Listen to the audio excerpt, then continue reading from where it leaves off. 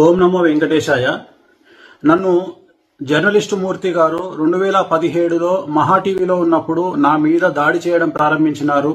నన్ను మ్యాక్సిమం నాశనం చేయడానికి తీవ్రమైనటువంటి ప్రయత్నాలు చేసినారు. అప్పుడు నేను వాళ్ళు అడిగినటువంటి డబ్బులు నేను ఇవ్వలేదు. ఇవ్వకపోవడం వల్ల చాలా రోజుల తర్వాత గత 8 నెలల నుండి తిరిగి నా మీద జర్నలిస్టు మూర్తి గారి ఆధ్వర్యంలో వాళ్ళ టీం ఆధ్వర్యంలో దాడులు ప్రారంభించడం జరిగింది. డబ్బులు ఇచ్చి నాకు వ్యతిరేకంగా జ్యోతిష్యులను అలాగే కొంతమంది క్లయింట్ల రూపంలో ఉండే వ్యక్తులను తీసుకొచ్చి నా గురించి టీవీల్లో డిబేట్లు పెట్టి నా గురించి చెడు ప్రచారం చేయడానికి తీవ్రమైనటువంటి ప్రయత్నాలను జర్నలిస్టు మూర్తి గారు చేస్తా ఉన్నారు. సో ఎంతో మంది కష్టాల బాధల నుండి తొలగించిన నాకు చివరికి నేనే ఒక ఆత్మహత్య చేసుకునేటువంటి మానసికమైన స్థైర్యాన్ని కోల్పోయిన స్థితికి నేను వెళ్ళడం జరిగింది. సో చాలా చాలా చాలా చాలా గత 8 నెలల నుండి సుమారు 15 కేజీల బరువు తగ్గిపోవడం జరిగింది. సో ఇదంతటికి కారణం ఒక వీడియోని మీకు చూపిద్దాం అనుకుంటున్నా. ఆడియో వినాలని కోరుకుంటున్నాను. నువ్వు నాకు మెసేజ్ చేశాక నేను మళ్ళీ మెసేజ్ చేశాను, like you want me to wait అది ఇది అని చెప్తే లేదు ఇక్కడ ఇంకా లేట్ అయ్యేలా ఉంది, ఇది అలా సింపుల్ గా కూర్చొని మాట్లాడుకునే మ్యాటర్ కాదు కదా, మళ్ళీ అందులో ఇంకా ఎందుకు రిస్క్ ఫోన్ లో మాట్లాడడం అన్నట్టు నేనైతే మెసేజ్ పాస్ చేశానమ్మా. ఏమన్నాడంటే 5 లక్షల, సరిగ్గా విన్నావా, 50 లక్షల, 5 లక్షల, 5 కోట్ల, 5 అన్న ఫిగర్ నువ్వు ఒకటే చెప్తున్నావు అంటే నేనన్నా, నేను కూడా షాక్ తిన్నాను. 5 అని అన్నాను, గుర్తుందా నీకు? 5 అని చెప్పేసి నువ్వంటున్నావు సిఆర్ అని, నేనంత ఎక్స్పెక్ట్ చేయలేదు 5 సిఆర్ అని. నేను బయటకు రాగానే ఏమన్నాను, అంత అయితే అఫోర్డ్ చేయలేడు అని చెప్పానా? అమర్ ఒక్కటి చెప్పనా, ఈ సోషల్ మీడియా ఈ పోస్టుల కోసం ఆ కోసం ఆయన లైఫ్ స్టైల్ ఏదో బయట పెట్టుకుంటాడు, కానీ ఆయనది ఇంటర్నల్ గా లైఫ్ స్టైల్ ఏందో నాకు తెలుసు. ఇప్పుడు ఆయన ఎంత బ్రాండెడ్లు వాడి ఎంత షో ఆఫ్ చేసుకున్నా కూడా లోపల లైఫ్ ఏంటిదన్న నాకు తెలుసు కదా. 5 కోట్లు ఎక్కడి నుండి తెచ్చిస్తాడు అమర్? నేను అన్నాను అప్పుడే, నాకు తెలిసి ఇది వర్కౌట్ కాకపోవచ్చు అని చెప్పి. అది మ్యాటర్. అదేనా చెప్పేస్తే మనం చెప్పేద్దాం, ఏముందా ఇప్పుడు అంటే మనం ఇంకా ఆయన నుండి మనం ఎలాంటి ఇన్ఫర్మేషన్ వినలేదు కాబట్టి నేనేమంటున్నానంటే, ఆయన ఎవరో ఉన్నారు కదా, అబ్బా నాకు ఆయన పేరే నాకు రావట్లేదు, కల్లేరు రాజేషా ఎవడో చెప్పావు, సారీ వాడు వీడు అంటున్నాను, సారీ. సో ఆయనకి ఈ మెసేజ్ పాస్ చేయలేమా మనము? అంటే అదే వాళ్ళ చిన్న గారు కొంచెం సీరియస్ ఉన్నారంట, తనతో ఇంకా ప్రశాంతంగా మాట్లాడలేదు. నేననేది ఏంటంటే, ఓకే ఇవన్నీ ఓకే గానీ మనము ఇది తెలియకుండా అది గెలికేసి ఇప్పుడు వదిలేసామంటే వాళ్ళు చాలా ప్రెస్టీజ్ తీసుకుంటారు. అది నేను అంటే ఇంకా గట్టిగా ఇది అవుతారు. ఇలా టైం వేస్ట్ చేసి నన్ను ఇచ్చేసి వచ్చి కూర్చొని బేరం కొట్టకుండా ఇచ్చేసి ఇప్పుడు మేము చేయలేము, ఏం చేసుకుంటావు చేసుకుంటా అన్నట్టుగా మాట్లాడుతున్నారు. నాకు తెలుసు, నాకు అర్థమైంది ఆ పాయింట్.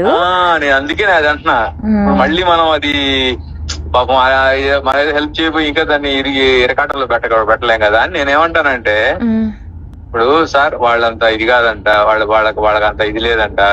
5 కోట్లు అయితే అఫోర్డ్ చేయలేడు. ఒక మాట చెప్పడానికైనా అది అనేది అది అంటుంది. వాళ్ళంతా అడుగుతున్నారు, వాళ్ళ ఎక్స్పెక్టేషన్ అది. నువ్వు చేయగలిగింది ఎంత నువ్వు చెప్తే. ఇప్పుడు నాకు అర్థం కాని పాయింట్ ఏంటంటే, అయిపోతుంది ఆ కంఫర్ట్ జోన్ ఏంటి అని చెప్తే అయిపోతుంది నేను అంటుంది. ఇప్పుడు ఆయన 5 కోట్లు అన్నప్పుడు అమర్ ఒక మాట నేను చెప్పనా, ఇప్పుడు అక్కడ ఆయన ఇచ్చిన ఏమంటారు 5 కోట్లు అనే ఫిగర్ ఆయన ఇచ్చాడు.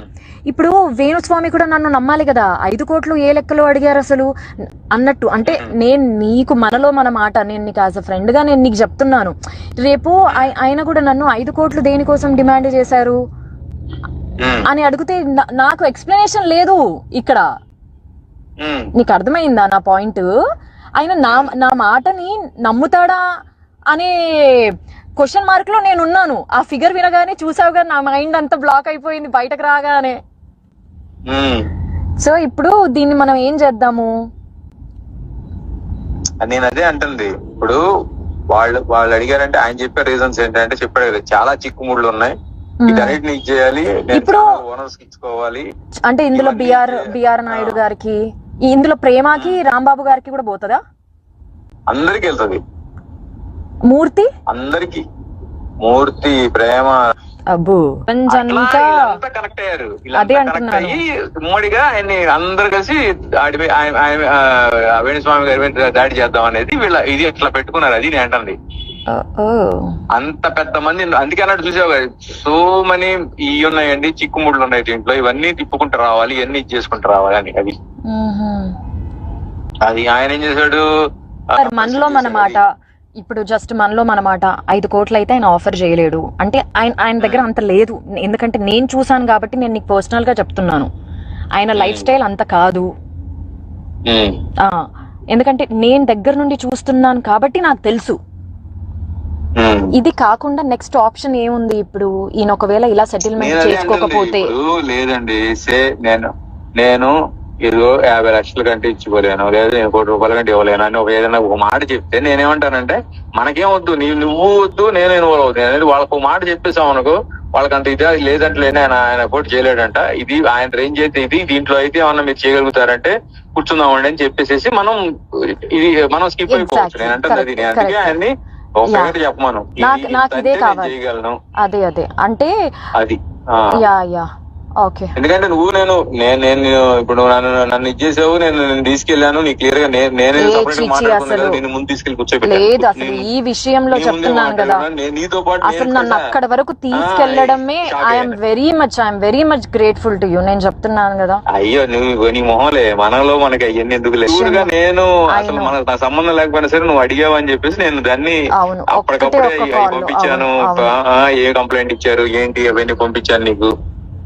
నేనే మాట్లాడి ఇది ఏమైనా సెటిల్ చేయగలుగుతామండి ఆయనతో మాట్లాడి, ఇలా కాదండి సరే మీరు ఎంత ఇవ్వగలరో ఏం చేస్తారో చెప్పండి, వాళ్ళకి చెప్తాం, వాళ్ళకి ఆ ఫిగర్ నచ్చితే ఇది అవుతా, లేదంటే నేను నా ఫ్రెండ్ స్కిప్ అయిపోతాం, ఆ తర్వాత మీరు ఏం వస్తుందో అదంతా మీరు చూసుకోండి అని చెప్తే అయిపోతుంది. నేను అంటే అది ఈ విషయంలో మనము అమ్మో అసలు అదే నాకు కూడా ప్రవీణ్ గారికి చెప్తాం, ప్రవీణ్ గారు ఆయన కన్వే చేసుకుంటాడు, ఏమండి ఆయన 1.5 కోటి కంటే ఇవ్వాలని అంటున్నాడు, 1 కోటి రూపాయల కంటే ఇవ్వని అంటున్నాడు, ఇదండి పరిస్థితి అని అంటే, వాళ్ళు సార్ రమ్మన్ వచ్చినంత ఏదో ఒకటి వచ్చింది సార్ రమ్మన్ ఇదే అంటే కూర్చుంటారు, లేదంటే వద్దులే మనం చాలా మందికి ఇచ్చుకోవాలి, ఇది చేసుకోవాలి, వర్కౌట్ కాదులే అంటే లైట్ తీసుకుంటా. అది నేను అంటుంది. ఇందులో మన ఇందులో మూర్తి కూడా తీసుకుంటాడంటవా పక్క? ఖచ్చితంగా వీళ్ళంతా పంచుకుంటారు కావచ్చు. రాంబాబు 250 రూపాయలు 300 500 రూపాయలు ఇవి కూడా వాళ్ళు రాంబాబు తెలుసా. మళ్ళీ ఇలాంటి వాళ్ళకి ఇంత పెద్ద అమౌంట్ చాలా ఎక్కువ కదా మరి. చెప్తున్నా అవి కూడా వాళ్ళు అళ్ళు వదులుతారు. ఇప్పుడు వాళ్ళకి అందరూ ఆడి చెప్పే లెక్క ఏంటి, ఆయన చెప్పే లెక్క అందరికి 30-40 ఇచ్చుకుంటూ వెళ్ళాలి, అన్ని వీటన్నిటిని ఇచ్చేసుకుంటూ వెళ్ళాలి. ఛానల్ హెడ్లకి నేను చిల్లర ఇట్లాంటి ఇస్తే వాళ్ళు యాక్సెప్ట్ చేయరు, ఛానల్ హెడ్లు అంటే మళ్ళీ వాళ్ళ గట్టిగా సమర్పించుకోవాలి, అవన్నీ చేయాలని చెప్పేసి ఆయన దీంట్లో ఇది ఉండలే. కానీ మనం ఎంత చేయగలం, ఎంతవరకు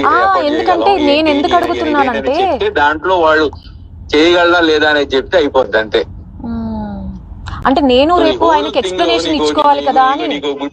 నీకు ఒక చిన్న ఇది ఇస్తాను చూడు, వాళ్ళతో మాట్లాడుకొని వాళ్ళతో డీల్ చేసుకుని అప్పటికి నేను కూడా రానంటే రామర్ నువ్వు అని నువ్వు లోపలికి రమ్మంటే వచ్చి లోపలికి నేను, అవునా కదా? నువ్వు లేకుండా ఎలా నువ్వు కూడా రా, నువ్వు ఉంటే ఇది ఉంటుందంటే సరే నేను ఆడపిల్లని ఒక్కదాన్ని లోపలికి పంపించాను కరెక్ట్ కాదని చెప్పి నేను బాలు వాళ్ళ కోట్లు వేసేద్దాం, ఆయన ఒకటి చెప్పమను, మనం జస్ట్ కన్వే చేద్దాం ఇదని, వాళ్ళు అది ఓకే అనుకుంటే ఇది అవుతారు, లేదంటే మనం జస్ట్ చెప్పగలిగాం నువ్వు స్క్రీన్ షాట్ అదేంటది ఆ కంప్లైంట్ కాపీలు పంపించమన్నా పంపించాను, ఆ తర్వాత ఏదో అనుకున్నాం వర్కౌట్ కలిపి మనం లైట్ తీసుకుంటాం. అది అమ్మో లేదమ్మా లేదు ఇక్కడికి ఎండ్ చేసేద్దాం. నేను బయటకు వచ్చినప్పుడు ఏమన్నాను, కల్పించేసి సో అండి తనే చూస్తుంది అని చెప్పేసి నేను వెళ్ళిపోదాం అనుకున్నా యాక్చువల్ గా.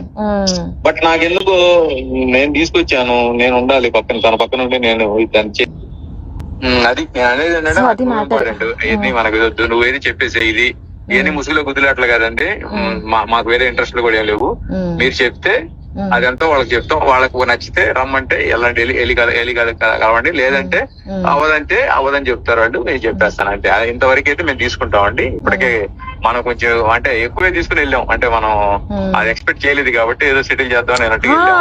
అసలు నాకు మైండ్ బ్లాక్ అయిపోయింది, ఇలా ఉంటాయా సెటిల్మెంట్లు అంటే, వామ్మో నేను ఎక్కడికి వచ్చాను, ఏం జరుగుతుంది నా వెనకాల.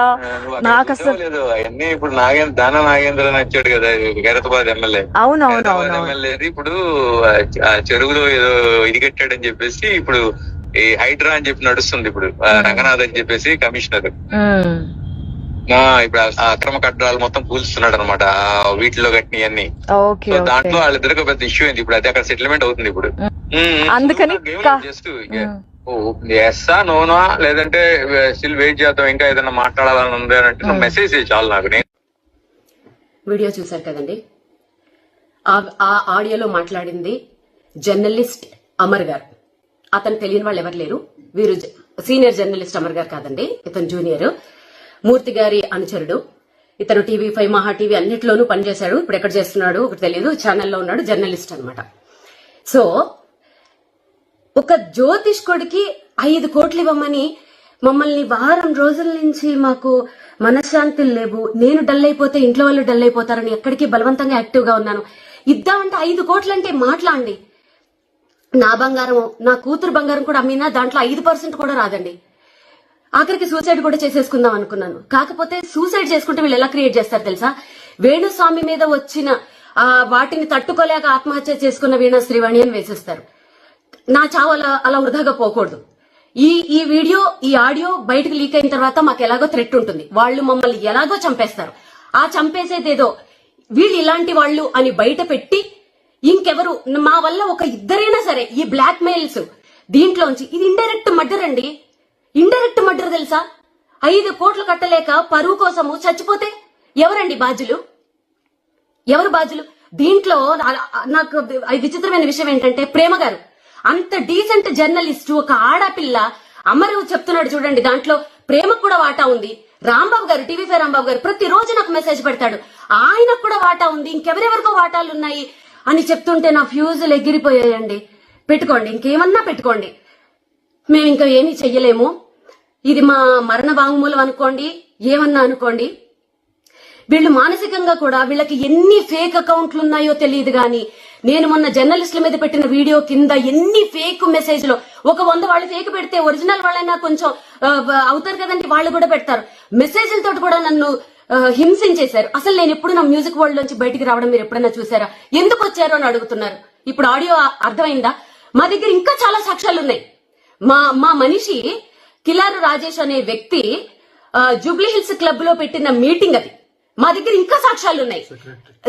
ఆయన సెక్రటరీ జూబ్లీ హిల్స్ క్లబ్ కి, అక్కడ పెట్టిన మీటింగ్, అక్కడికి వెళ్ళింది నా పర్సన్. ఇంకా మా దగ్గర చాలా సాక్ష్యాలు ఉన్నాయి.